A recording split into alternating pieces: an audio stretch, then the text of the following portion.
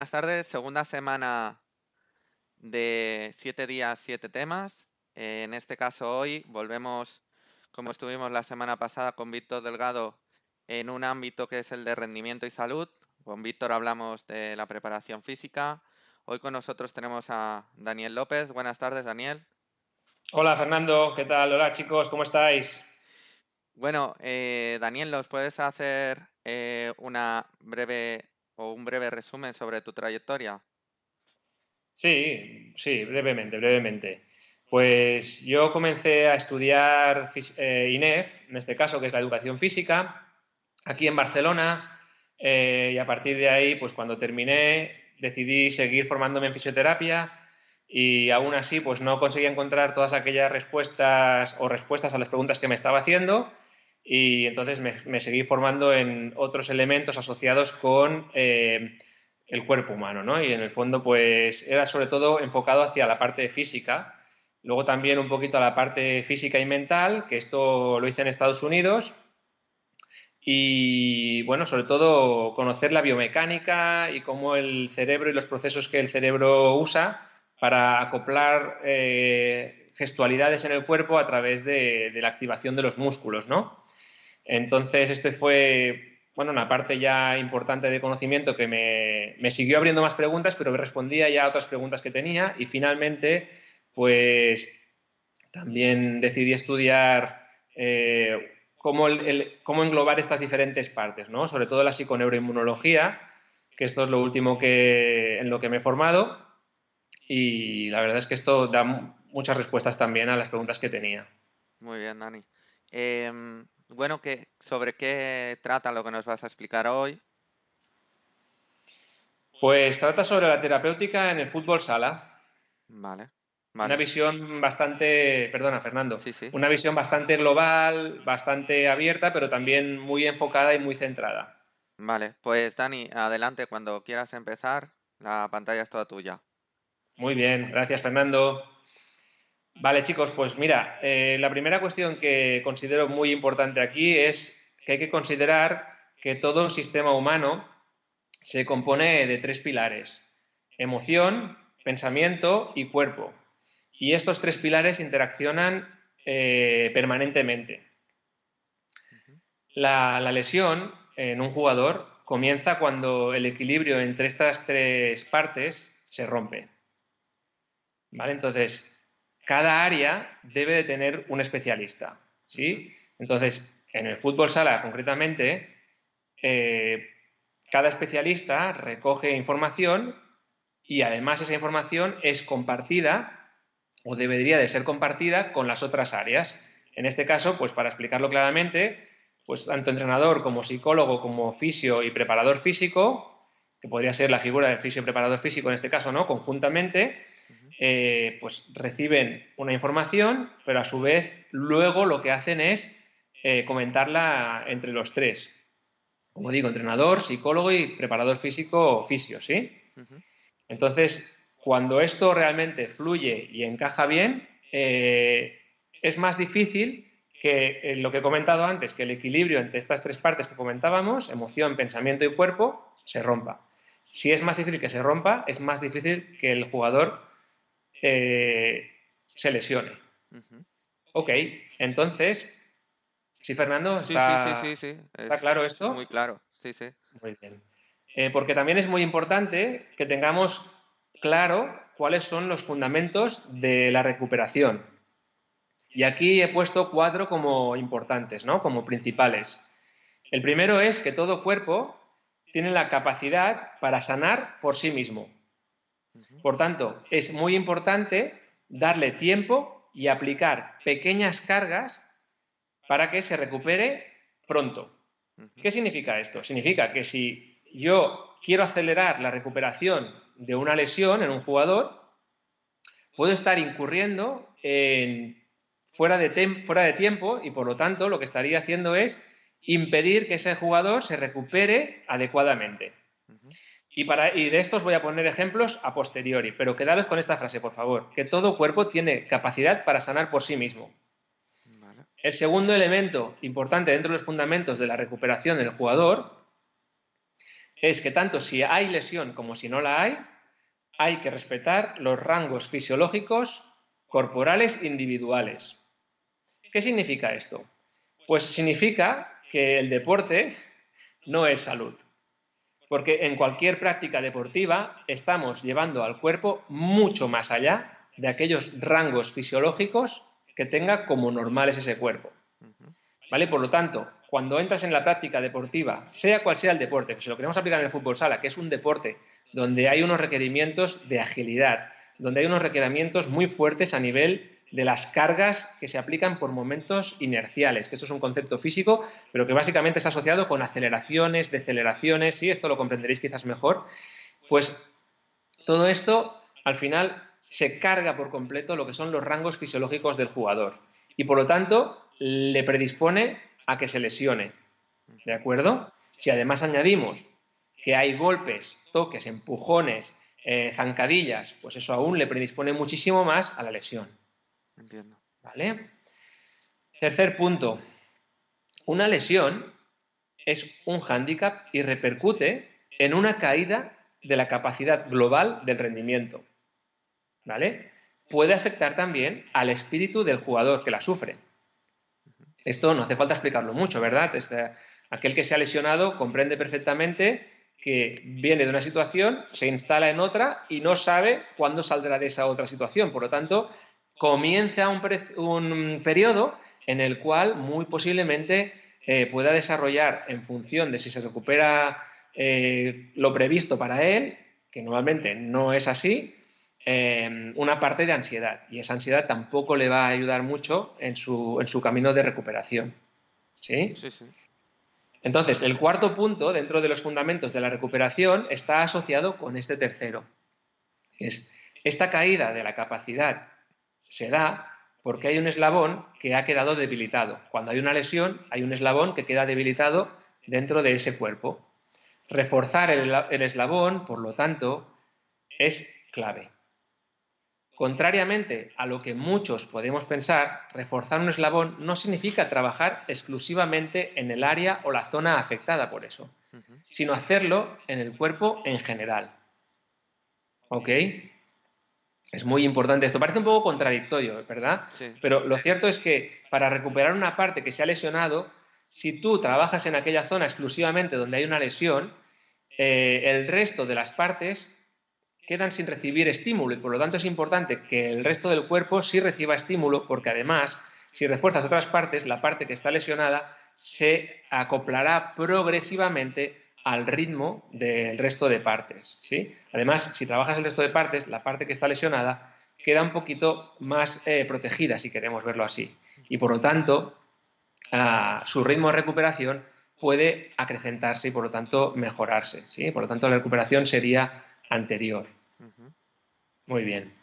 ¿Alguna cuestión aquí, Fernando?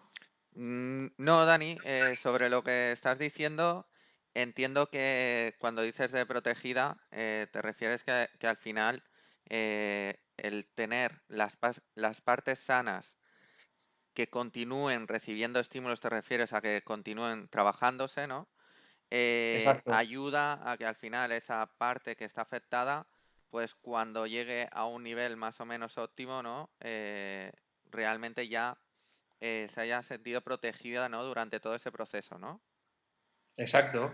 Al final hay que considerar que, como digo, ¿no? Que como aunque esté lesionada una parte, el resto siguen activas y están capacitadas para sujetar estrés. Y es posible que estén, si ese eslabón débil entra en los ejercicios que planteamos, pues lógicamente hay una dificultad porque está ese eslabón débil dentro de lo que hemos planteado como ejercicios. Pero si podemos plantear ejercicios un poquito más específicos en cuanto a lo que sería no entrar en la lesión, sino trabajar un poquito más otras zonas del cuerpo, pues puede ayudar a que esa zona que se ha quedado en debilidad, ¿no? Como con hándicap, porque está lesionada, se recupere antes. Entiendo. Esa sería la idea final. Sí, sí, pues queda claro. Perdona, Fernando. No, que queda claro, queda muy claro, Dani. Sí, sí. Muy bien. Entonces, os he planteado también, os he traído planteados una serie de cosas que hoy día están muy de moda en la recuperación del deportista y en la recuperación del jugador de fútbol sala, ¿no? Ujú. Y aquí os digo, os explico, os las pongo un poquito de relieve y os las explico para que las podamos compartir, ¿sí? Ujú. Entonces, la primera de todas es algo que está muy de moda, ¿no? Que es el efecto placebo. Cada vez se habla más de él y es clave en todo proceso de recuperación. Porque esto vendría a poder traducirse, ¿no? El efecto placebo se podría traducir como quien tiene un porqué encontrará un cómo. Ujú. Y es que si tienes una razón de fondo para recuperarte, es que tu propio sistema y tu propio cerebro, ¿no? Y tu mente se predisponen a que eso se recupere antes, ¿no? Si tienes ganas de jugar, si además estás con buena motivación, pues entonces el sistema se predispone a que haya una recuperación anterior, ¿sí? Por ejemplo, si un jugador se lesiona, pero desea con todas sus fuerzas seguir jugando, muy posiblemente casi cualquier cosa que pruebe le hará bien, a Ujú. menos que sea una barbaridad, ¿eh? Atención, Claro. seamos cautos en esto, sí, pero el efecto placebo, digamos, le predispone a que cosas que haga que estén dentro del mundo terapéutico le ayuden a recuperarse. Entiendo. ¿Sí? Sí, sí. Hay un segundo punto que quiero poner de relieve aquí, ¿no? Que es poner hielo justo lesionarse. Y aquí es interesante que hagamos un parón, porque es algo que sigue estando muchísimo de moda, desgraciadamente, porque múltiples estudios científicos últimamente demuestran que es mejor dejar que el proceso inflamatorio curse durante las primeras 24-48 horas. Ujú. En ese tiempo, damos tiempo a que, nunca mejor dicho, ¿no? Damos tiempo a que el cuerpo ubique sustancias importantes en el sitio donde ha habido la lesión. Entonces el cuerpo ubica, o el cerebro ubica sustancias importantes en donde hay la lesión y empieza a tomar control sobre aquello. Ujú. Tan importante es este proceso que si no permitimos que llegue al final de ese proceso inicial, donde hay la lesión, ¿verdad? En esas 24 o 48 horas, no permitiremos que se instalen unos elementos importantísimos a la hora de resolver la lesión de manera correcta. Estos elementos que se instalan a partir de las 24 o 48 horas se llaman resolvinas y como su nombre podéis imaginar bien indica, ayudan a resolver la lesión adecuadamente. Vale. Si no se resuelve adecuadamente esa lesión, es más fácil que se produzca lo que se conoce en el argot técnico como recidiva. Eso quiere decir que vuelves a lesionarte.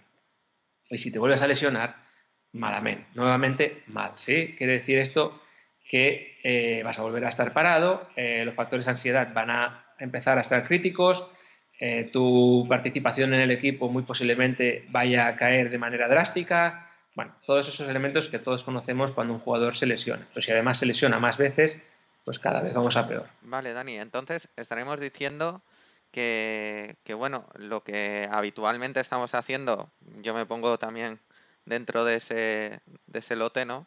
Eh, que es rápidamente poner hielo o aplicar hielo después de una lesión, ¿no? Eh, estamos, digamos, haciendo justo en vez de algo que va a beneficiar, algo que posiblemente no beneficie, y lo que tendríamos que dejar es al cuerpo solo, ¿no? Que actúe durante esas 24 o 48 horas en resolver esa situación, ¿no? Esos Sí. primeros procesos, ¿no? De esa lesión, ¿no? Exacto, tomar control sobre la zona que se ha lesionado. Eso es lo que hace el cerebro en ese momento. 24 o 48 horas, toma control, dispone los mecanismos de contención y aunque es verdad que a veces nos asustamos, ¿no? Porque se hincha mucho la zona que se ha lesionado. Y en este caso, pues recuerdo varios tobillos, ¿no? Hostia, inflamados a unos niveles, pues de miedo, diría incluso. Ujú. Pero si no permitimos que eso suceda, a las 24 o 48 horas ya podemos empezar a colocar el hielo. Antes es muy recomendable no ponerlo.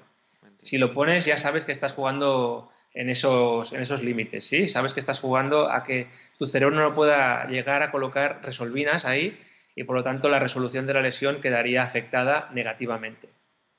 Te predispondría a lesionarte nuevamente, ¿sabes? Ujú. Muy interesante, Dani.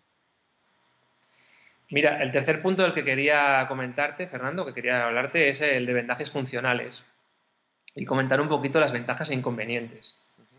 Porque la verdad es que los vendajes funcionales pueden ser de una gran ayuda para el jugador que se ha lesionado o que está al final de la lesión y quiere acabar de ver si no se acaba de fiar de esa articulación, pero quiere ponerse en marcha, por lo tanto quiere probar un poquito, ¿no? Entonces ese vendaje funcional puede ser una gran ayuda a la hora de volver a tener una práctica un tanto intensa. Y yo lo veo muy positivo desde ese punto de vista. Pero también es verdad pues que puede tener efectos perniciosos, ¿no? Porque resulta que cuando te pones un vendaje funcional, pues pones en el cuerpo, sobre la piel, ciertos elementos, ¿no? La banda elástica, que antes la verdad es que se hacían verdaderas desgracias, porque quedaba deformado incluso la zona, digamos, donde se aplicaba aquello. Ajá. Y por tanto, al final lo que producía era una incapacidad o una dificultad mayor del jugador por hacer controles, gestos técnicos, y eso al final acababa llevando a una sobrecarga de otras zonas del cuerpo. Ujú. Entonces, claro, en esos parámetros nos movíamos. Es decir, sí, vale, quiero jugar y quiero exponerme bien en este juego y quiero poder rendir, pero claro, si tengo un vendaje que en principio me ayudaría a ello, pero a su vez me impide hacer gestos técnicos adecuadamente, pues me está poniendo carga en otra parte, con lo cual me está facilitando que me pueda lesionar en otra zona. ¿Vale? Por lo tanto, aquí hay que ser muy cuidadoso pues a la hora de elegir si me lo pongo o no me pongo ese vendaje, o prefiero antes hacer un proceso diferente de adaptación al esfuerzo, Ujú. ¿sí? Donde hay una progresión un poquito más controlada por parte del redactador deportivo, ¿no? O del fisio directamente, y a partir de ahí, pues volver a la pista. Sí, es verdad, hay un riesgo, siempre hay un riesgo, pero bueno, al final decidir un poquito, ¿no? Si me pongo el vendaje funcional o lo dejo sin el vendaje. Ujú. Ahora os hablaría un poquito del cuarto punto, ¿no? Que en este caso pues son masajes. Si hemos pasado por el efecto placebo, poner hielo justo lesionarse, vendajes funcionales y masajes. Los masajes están muy bien. La verdad que sienta muy bien a prácticamente todo el mundo y es algo muy, muy interesante y muy majete, ¿no? Suelen ser de ayuda para hacer sentir al jugador que alguien se ocupa de él. Y eso es algo importante a la hora de sentir tranquilidad, ¿no? Y de lo que llamo yo paz de alma o paz mental, si queréis. Ujú. Porque, bueno, eso es algo importantísimo a la hora de recuperarse. Se conoce que un masaje, dado el aumento de temperatura que produce por la fricción de las manos sobre la piel, permite una llegada masiva de sangre a la zona masajeada. Esto suele conllevar que haya una mayor oxigenación de la zona y podría dar lugar a pensar que permitiría una mejora de los procesos de recuperación del tejido. Si se llega más oxígeno, el tejido se recupera mejor, ¿verdad? Esto es algo que suena muy lógico, pero no está científicamente probado que esto ayude a la recuperación realmente. Hay un masaje especialmente conocido para recuperación de lesiones que se conoce como Cyriax y lo aplican pues muchísimos fisios, muchísimos masajistas. Es muy duro porque rompe fibras y produce nuevamente lesión del tejido. Ujú. La verdad es que tampoco está comprobado científicamente, pero este es un punto importante porque a veces, como decíamos antes, si hemos aplicado hielo antes de las 24 horas, 24-48 horas post lesión, no hemos permitido que lleguen las resolvinas y al no permitir que lleguen las resolvinas volvemos a poder tener una lesión. Entonces es preferible que ese Cyriax se aplique porque el Cyriax hace una lesión, una pequeña lesión en esa zona, ¿sí? Entonces, al hacer esa pequeña lesión, se ponen otra vez en marcha los procesos que decíamos antes que el cerebro pone en marcha para hacer la contención de la lesión. Y al hacer esa contención de la lesión, las resolvinas vuelven a actuar. Claro. Claro, entonces puede ser hasta interesante que ese masaje se nos haga a través de Cyriax para volver a hacer esa lesión y a través de esa lesión, como decimos, que vuelvan a llegar las resolvinas y que finalmente esa lesión tenga mejor pronóstico de sanación y curación total. Yo creo que esto es una parte importante aquí. Es decir, que utilizando ese masaje, que lo que hace es, entre comillas, volverte a lesionar, eh, La Una lesión recuperación, de baja entidad, podríamos sí, sí. llamarle. La recuperación sería más rápida. No que sea más rápida, sino que permite que llegue la resolvina. Y al permitir que llegue la resolvina, permite que se resuelva la lesión y, por tanto, que haya menos posibilidad de recidiva. Aunque digo que esto no está comprobado Ujú. científicamente. Sí, sí, sí, sí. Eso es un proceso, un planteamiento lógico que casa bastante con lo que vendríamos a plantear, ¿no? Entiendo. Sí, sí. Muy bien. Pues vamos al quinto, que es una cosa también muy, muy, muy de moda, que son BOSUs y plataformas inestables como medio para recuperar tobillos tras una lesión. Ujú. Sí, es que aquí cabe resaltar una cosa, al final a veces parece que más que estemos jugando o al fútbol, parece que estamos en el circo, ¿no? Aguantar el equilibrio aquí, aguantar el equilibrio allí. Sí, bueno, tiene una parte, digamos, de juego, ¿no? Y eso, por ese lado yo no lo veo nada mal.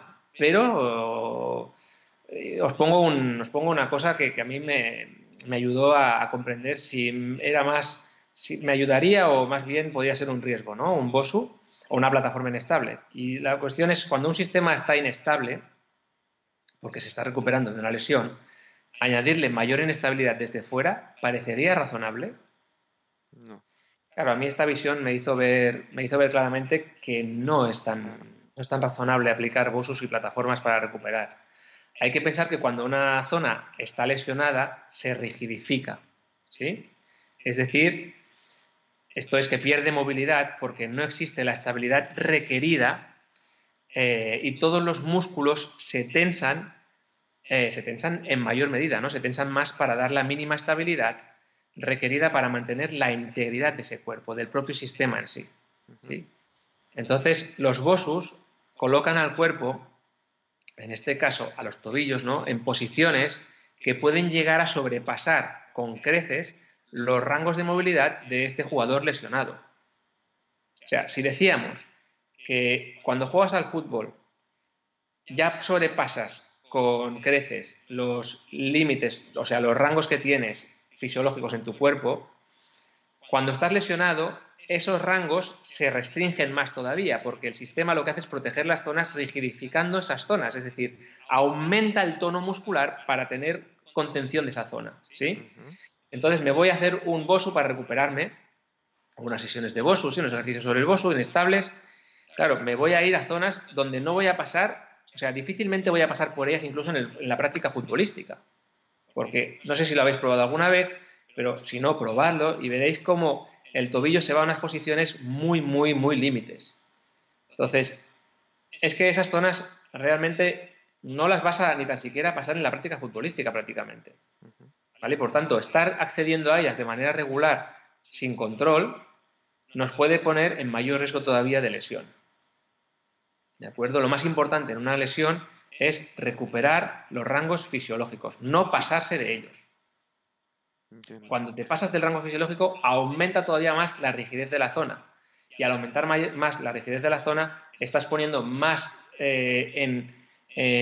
¿cómo lo diría? Estás poniendo más en riesgo esa zona y por lo tanto es que vamos a ir muy posiblemente a peor cada vez. Vamos a aumentar el riesgo de lesionarnos o de que la lesión no sane correctamente. Ujú. Muy bien. Decir, además, que sobre esto de los BOSUs, ¿no?, que en estudios recientes se ha visto que los ejercicios con BOSU afectan más a la columna y sus músculos que al propio tobillo. ¿Vale? Esto también es muy importante. Sí, porque la intención normalmente va hacia el tobillo, ¿no? Sí, la Tobillo, idea sería rodillas, recuperar el tobillo. claro, ¿Perdón? sí, sí. Tobillo, rodilla, ¿no? Más o menos son las articulaciones que tenemos esa intención, ¿no? A la hora de hacer el BOSU. Se buscaría que estuvieran ahí, Ujú. ¿sí? Que estuvieran trabajándose esas zonas. Sí, sí. Pero los últimos estudios dicen que se va más a buscar las zonas de columna. ¿De acuerdo?